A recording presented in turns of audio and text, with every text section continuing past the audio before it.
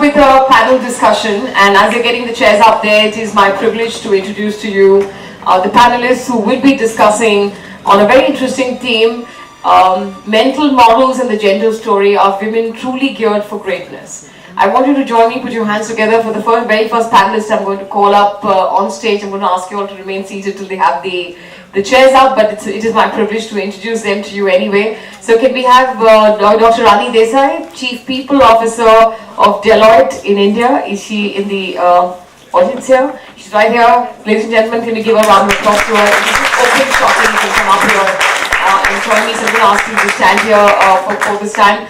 Rupa Naik, the Managing Director of World Trade Center, has also very kindly agreed to speak on this panel. So please put your hands together for her. Dr. Akhil Basrai, who is also on our governing council of the Learning and Knowledge Roundtable, and is very excited about the Women Leadership Forum of Asia. He is a very strong supporter, believer of women and gender diversity, and has done some great work in this area himself. And then last but not the least, Adil Malia, President HR of SR Group. So panelists, you've been very patient. Thank you very much. Join me on the stage. Please put your hands together one more time. Rani Desai of Deloitte, Rupa Naik of the World Trade Center, Dr. Akhil Basrai, who runs Akhil Basrai Associates, the consulting company. He used to be the Director of Human Resources, of IBM before he retired. And then of course went on to, he's before that held very many large roles in organizations like Shell, 20 years with Levers and so on. So it is an absolute privilege to be here and talk to all of you. I'm going to need the slide changer because we have a couple of slides which we'd like to show. But that we'll come to only in a minute. At this point, I think right away what I'm really looking forward to, and we'll take some audience reactions as well, but I want to in turn, we'll start with Dr. Rani Desai. Give me a reaction to the play that you just saw, Ambika. And what really in this play stands out for you? What according to you are the most pertinent issues? And I know there are very many layered issues that the play put forth, but what really stands out for you? Thank you, Sujaya. Okay. Do you want to use this? You can pass that actually. Thanks. Yeah, Sujaya, whilst witnessing this particular drama, there were no doubt there were a lot of times that I had goose pimples on me, and with the emotions and the kind of scenarios that were taken were very, very well projected. But what kept constantly coming up to my mind was that, and here it was the woman being so helplessly shown through the characters. The character I could really relate to was Swati, who was working in a corporate, and who found out various ways to make her life comfortable in her own career. But for the other two characters which were shown, one angle which came to our mind was that in all the three cases, it was the woman who was actually a villain in the whole part. And I kept constantly asking myself that whilst we are looking at the society and our own environments, and we also do work in the area of diversity and inclusion, is it always the men to be blamed? Is it also sometimes that we as women need to do a lot of introspection within us? And this I'm telling purely from my perspective as a woman, and question our own, some of the learnings, the cultural aspects and issues that we've gone through. There was a statement made by Ambika which said, and I have made a couple of notes there, to say that women are first dependent on the men, on the fathers, and then the husbands. But yes, if you look at and read Law of Manu says that women are responsible, they are a burden. They are a burden, and first they should be under the fathers, under their supervision. Then comes the husband, and then comes the son.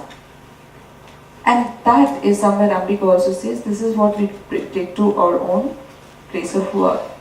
So these were some of the thoughts which went through my mind, and also the aspect that it's time that we ourselves do an introspection within us and say, why are we the woman becoming, going against another woman, was the first thought. I would stop here and maybe we'll move further. Sure. I'm going to turn this over to Dr. Akhil Basrai. All three characters in this play are educated people who have careers. Yeah, and that's deliberate in the context of the way in which the scripts unfolded and so on. I want to get from your perspective that's important for this audience, especially in the context of the journey we are undertaking here today, which is a journey called the Women Leadership Forum of Asia. What from this play stands out for you, jumps out to you as pertinent issues in the context of women who are pursuing careers, and perhaps the larger ecosystem that brings in various kind of challenges for them to be able to pursue their goals? First of all, Sujaya, it was portrayed very realistically. No histrionics and no exaggeration. The one thought which crossed my mind consistently, that is the social pressure and the ability or desire to be accepted by the people around you is one of the main things that drives this type of behavior. The stigma, that what will happen if I go and tell on my father, or if I don't give the money at home. But later on in the play, my thoughts went to that sometimes women project this helplessness and they are not helpless. And I was sharing with my neighbor in the chair there. I worked in a very remote location called Eta with Leos. It's a very remote location, north UP, 250 villages on our rural development program. And I got to know the village people but because we are constantly in touch with them. Initially it looked like women walk 3 paces behind male-dominated society. When you observe closely, this was exactly opposite of what we saw in the play today. The women took all the decisions. They never showed they took the decisions. The land had to be bought. They stood at the door, the ghungat on. So they pretended, excuse the word pretended, that I am following. They were leading. What happens in some society contexts, especially with educated, there's a fear, and I like the word you use, stigma, that if I stand out, I'll be alone and I'll be standing out. But everybody wants to move with the crowd. Many of us will not admit openly, but have gone through some of the similar experiences, did not have the courage to stand up and be counted. In a forum like this, the very fact that we can surface it, and I'll use the word resonate, it does strike a bell in men as well as women that we go through this, ourselves and people around us. At least surfacing it is accepting reality. So I think this type of forums will bring out more realistic approach to things that are, as you put it, they're lying in the closet somewhere and you have to come out of the closet. So I think what I'm hearing you say is that women don't need to behave only in a particular manner for us to say that they're leading, right? And I think that again is another layered challenge we have, that the concept of leadership itself is associated with what the psychologists call agentic behaviors, which are male behaviors. So how we see leadership itself is male, and maybe what I'm saying, taking your point to be, then if you're not saying what I earlier said, then I take it that you're saying that let it evolve in the way in which it is evolving. Everyone doesn't have to behave in the same manner. And maybe in what you're saying is the opportunity that women have to be able to manifest their leadership inside the organization by bringing in more communal behaviors of kindness, compassion, and a lot of these things we will do very well to have inside organizations. So I'm going to... Adit's point that those women also have to train their children. And exactly the good point you made, that their children have to be trained to be tolerant and inclusive. Right, and that's for the future, obviously. Rupa, give me your view on this. Do you think women are truly geared to lead inside organizations? Given the way in which they're raised, my question is, and of course there are individual differences and the rest of that. I'm just saying generally, the fact that you get validated for submitting your power as you're growing up, do you really have the ability to come in and lead, even if corporates give you great opportunities? I think women do have the ability to lead. And a good family, I mean, if you've had a very good, happy family life as a child, you can really be a good leader. So also if you had a very strong mother and you've seen your mother being respected by the father, it makes a big difference. I'll give you a small example. My father and my mother moved to a very small town near Goa. My father started a pharmacy and he wanted my mother to learn what it was to run a pharmacy. And unfortunately he passed away. So my mother became the first pharmacist in the town. Probably in Karnataka she was the only lady pharmacist who was running a pharmacy. And I saw my mother being a businesswoman. I really thought, I looked up to her and I thought, wow, why can't I be like this? She never came for any of my school day functions because she could never do that. But I was respected highly by everybody in the school because my mother was working and she was working very hard. The doctors respected her because she knew everything about medicine. So I grew up looking at my mother and I thought I want to be like my mom. And I've seen so many of my other friends who have taken up careers just because they've seen their father, their mothers, and they've also taken up great careers today. So ultimately I feel you need to find a balance. You can't drive a car without a good driver and a good car. They both have to balance each other. So a marriage is like that. So if the husband respects his wife, I can see that the son will definitely respect his wife too.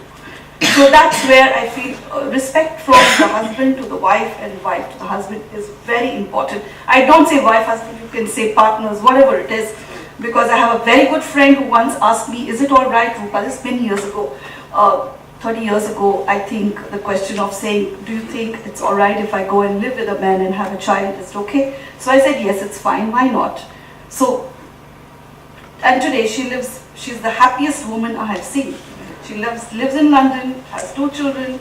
She's very happy. So I feel that, and her sons respect her so much just because her partner does. So respect is very important, whatever you may be, whoever you are. You may not be as well educated as your husband is, but your husband has to respect you. And I feel that respect can really bring your children up very well. I think she deserves a round of applause for that. I'm going to move on to the next thread. What, according to you, can be done to stop the vicious cycle where women suffer from low self-worth and ambition deficit? What can we do to make women want more from their talent and opportunities? See, I'm a firm believer that any ideal that a society wants to reach cannot independently move in that direction till there is conscious attempt made to build the capability. Without capability, you're waiting for the government to do something, you're waiting for our very popular divine blessings or some magical hand of nature to come and make the balance equal. None of that is going to happen till you come together, create mechanisms, build the capability, and over a period of time, change the balance. That's the only way to go out. All right, great. So I'm going to go with that to the last discussion thread I have here. In the absence of adequate role models, women often imitate male leadership styles. How can we encourage women to evolve an authentic leadership style and truly leverage this within an organization? I mean, there is a whole body of research on this, where women typically behave in a male manner. They copy male behavior. So this is again the flip side of being role model, maybe sometimes by men, where you're actually picking up male behaviors because that's what you see leadership as inside organizations. And when they do that, they end up alienating themselves from the women and most certainly from the men. So, because the men are also wondering, why is this woman not essentially remaining with the communal behaviors of kindness, compassion, being polite and the rest of that, which is what we associate, women with. And to see a woman who is struggling on how to really manage power, manage control, and in the absence of knowing how to do that, and especially being raised in a patriarchal context, there is a tendency all the more to imitate what a man is doing and alienate both women and men in the bargain. This is a huge dilemma for lots of women, and I know through the programs we run and the rest of that, a lot of women expressing this as a challenge that they have, that they don't know what are they supposed to do with power. Yeah, how are they supposed to assert themselves? Or how are they supposed to manifest their power inside an organization? Because they do know that there's something wrong with what they're doing. They're not able to say what it is. And they do know that they're alienating both men and women with their style.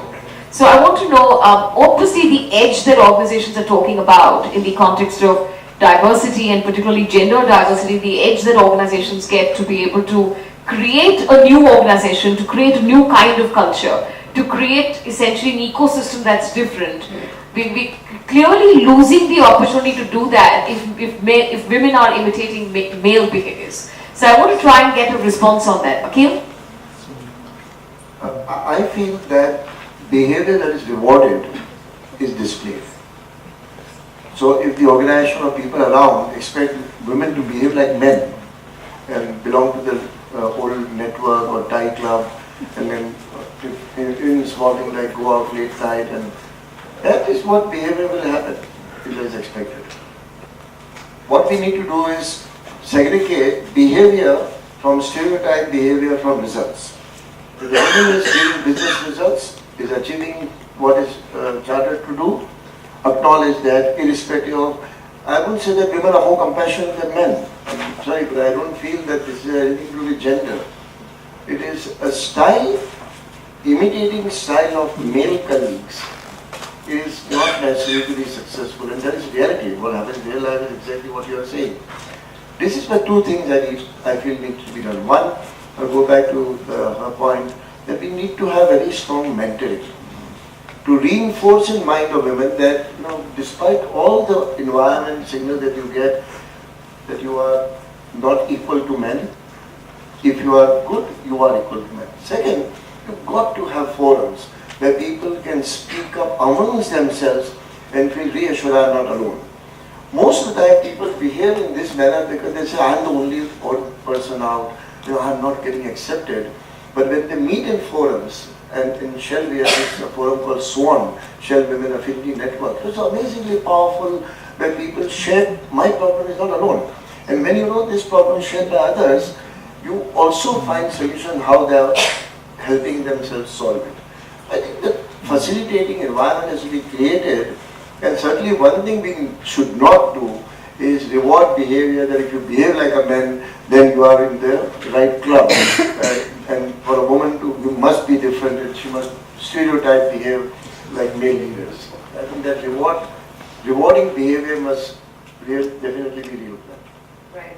Right. Adil, I'll let you have the last word, yeah? What can organizations do to improve inclusion? So number one, inclusion and gender diversity are relative but different.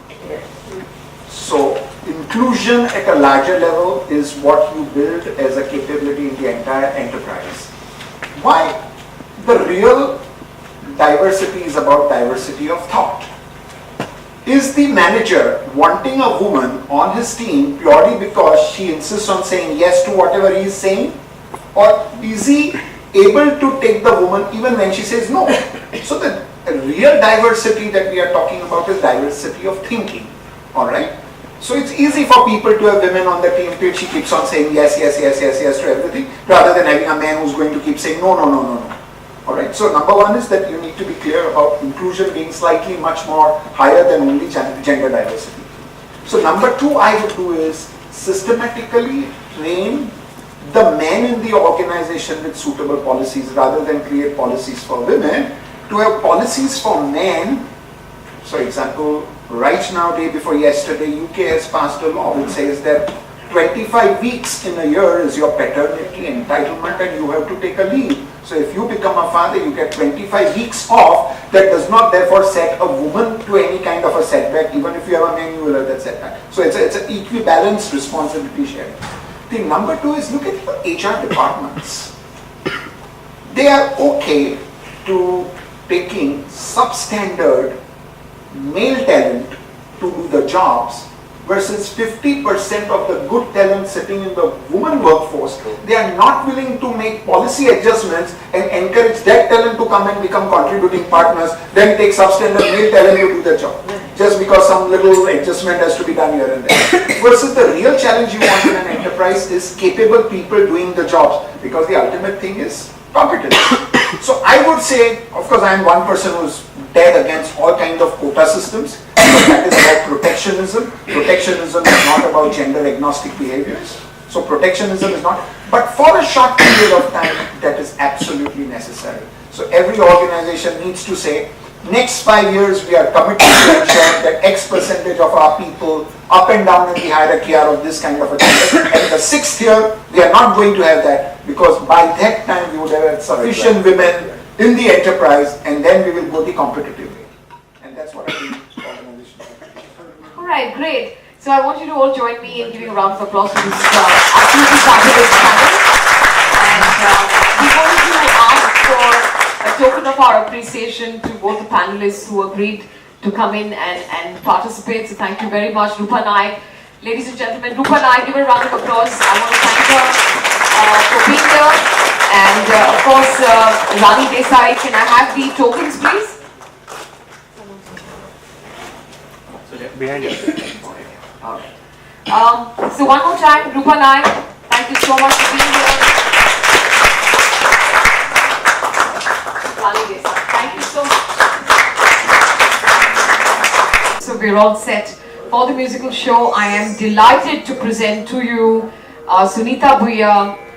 Can we have a round of applause for her? Sunita Bhuya, very, very outstanding violinist, very, also very attractive diva, and Pandita Anuradha Pal. She's typically described as the Zakir Hussain, female Zakir Hussain of tabla. I think today we should call Zakir Hussain possibly, I'm not sure. Should we call him an equivalent Anuradha Pal, or we just say Anuradha Pal is like or as talented as Pandit Zakir Hussain? No, just Anuradha. Just Anuradha Pal. And that's what she's been described as in some of the reviews on her performances. Dev Priya on the flute, and she's a disciple of I'm going to ask the ladies to unleash the magic that they did the last time. We had them perform for the women inside SR, and I can tell you that they completely elated the audience. So I'm only going to ask the three, goddesses, okay, to give us one more round of that divine performance that you did the last time. Vakratunda Mahakaya, Vakratunda Mahakaya, Surya Koti Samaprabha,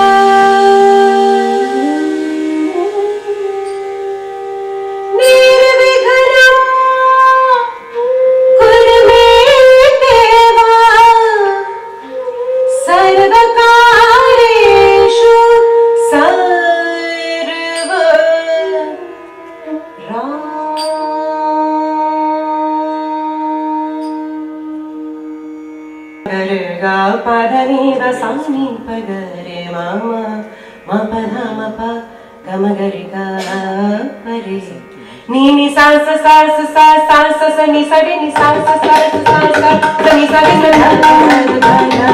ni sa ni ha pa pa pa ho sajda din sajda din karu na chhe karu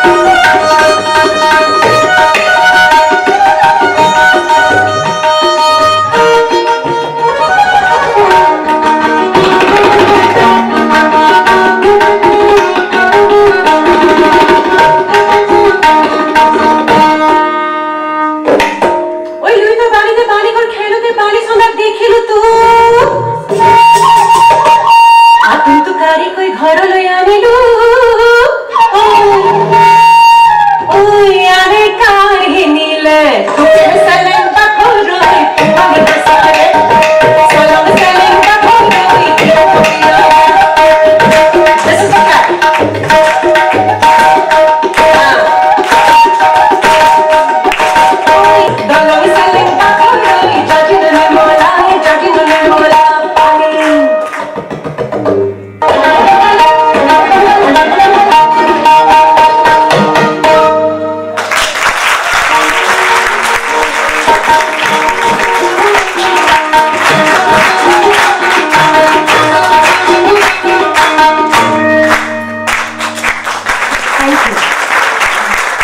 Thank you very much.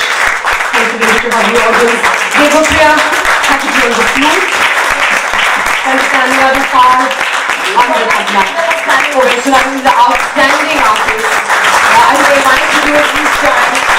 It's a magic. This is really divine grace in action. And we're going to celebrate Women's Hour on the occasion of Women Leadership Forum of Asia and its launch. Thank you very much, all you three ladies. Always a joy, always a pleasure to hear and listen to your absolutely divine music.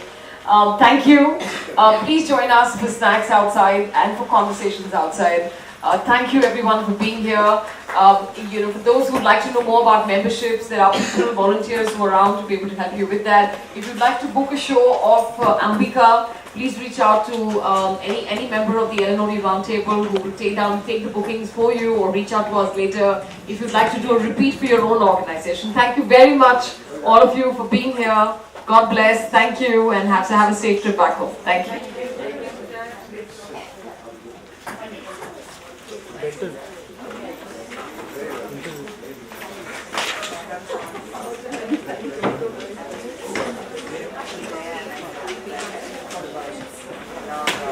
Yeah. So, Akhil, thanks a lot. So, how was your reaction on the entire day show? What's your first reaction? First reaction that it is very vibrant, and I'm not just using words.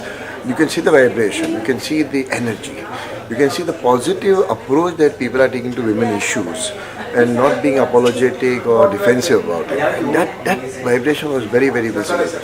The play very sensibly done, good strong messages, and the panel discussion in a very pragmatic way. Come down from like 23rd floor to ground floor, see what really works in. And I think this symbolism of the three artists, women artists performing, so highly symbolic of the event, that reinforces the whole evening that there is so much power, untapped, unutilized, high potential, unnoticed. What did you like most about in the entire event that took place today? I mean, there are two things that I liked. One was the way the theme was woven. I think that was really apt. The second thing that I liked was the 4C model. I like that, courage or conviction. But the third C, competence and commitment. What's your first reaction on today's event? Overwhelmed, I suppose, one word. I think the format that I enjoyed, or the part that I enjoyed the most, was how it's been presented. It's not an overwhelming amount of pontification and discussion, but a very emotionally engaged way of approaching the whole subject, and I thought that was fascinating, really. What's your first reaction of the event? I think the cause is very noble for a senior HR leadership, for us to contribute, personally, because we all are so day-to-day work, and we need to step out time for this kind of inclusion. The mindset changing is something I was really constantly thinking, and how to relate to the Gen Ys. It's important. So I think it was a very noble cause. I came across it's not a normal event. It's not an event of a networking event. There was a cause which Adil initially had put it all on platter to start with, is something very exciting.